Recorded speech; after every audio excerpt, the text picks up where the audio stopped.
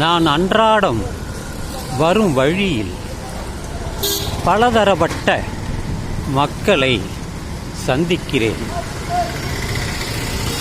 சிலர் ஒல்லியாக இருக்கிறார்கள்,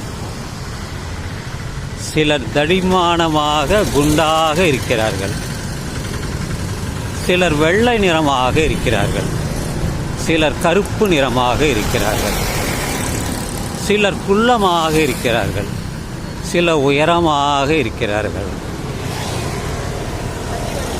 சிலர் தந்த ஆடையை, அழுக்கான ஆடையை அணிந்து செல்கிறார்கள், சிலர் பகட்டான ஆடைகளை அணிந்து செல்கிறார்கள்.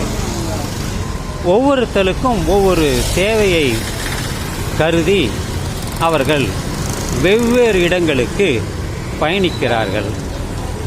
ஏனென்றால் அதற்கு தேவைதான் காரணம். அது ஒரு புறம் இருக்கட்டும்.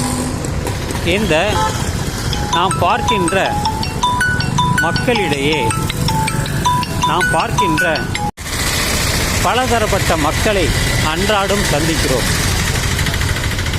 ஒவ்வொருத்தருக்கும் ஒவ்வொரு விதமான குணாதிசயங்கள் கொண்டவர்களாக இருக்கிறார்கள்.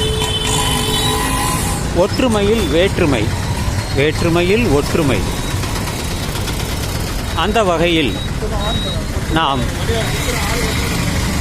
இதற்கு என்ன காரணம்? எல்லோரும் ஓரினம்தான். தமிழினமோ ஆணினமோ பெண்ணினமோ எல்லாம் ஓரினம்தான். இருந்தாலும் ஒற்றுமையில் வேற்றுமை பலரிடம் இருக்கிறது, பல குணாதிசயங்கள் இருக்கிறது. இது ஏனென்று ஆராய்ந்தால் அதற்கு காரணம் அவர்கள் வாழ்கின்ற பகுதி. சிலர் இந்த பூமியின் நடுக்கோட்டில் வாழ்கிறார்கள், சிலர் சற்று மேலோக்கியும் சிலர் கீழாகவும் அவர்கள் வாழ்கிறார்கள்.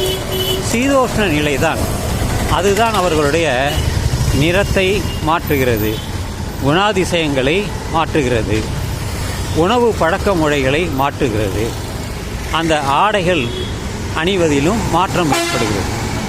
இதெல்லாம் அந்த சூழ்நிலைக்கு ஏற்றவாறு அது அமைகிறது. இது எனது கருத்தாகும். ஒவ்வொருத்தருக்கும் ஒவ்வொரு விதமான கருத்துக்கள் இருக்கலாம்.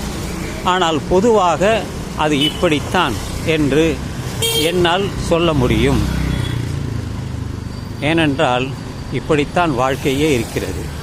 நம் விரலில், கையில் இருக்கக்கூடிய விரல்கள் ஒரே அளவில் இல்லை, காலும் ஒரே அளவில் இல்லை.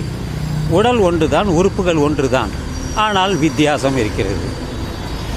உயர்ந்தவராக இருக்கிறார்கள், சிலர் குள்ளமாக இருக்கிறார்கள், சிலர் மெலிதாக இருக்கிறார்கள், சிலர் குண்டாக இருக்கிறார்கள். உணவு பழக்க வழக்கங்கள் வேறு, அதுபோல வரக்கூடிய நோய்களும் வேறு. இதெல்லாம் அந்த மாற்றங்கள் தான். அதை தான் நாம் அன்றாடம் சந்திக்கிறோம்.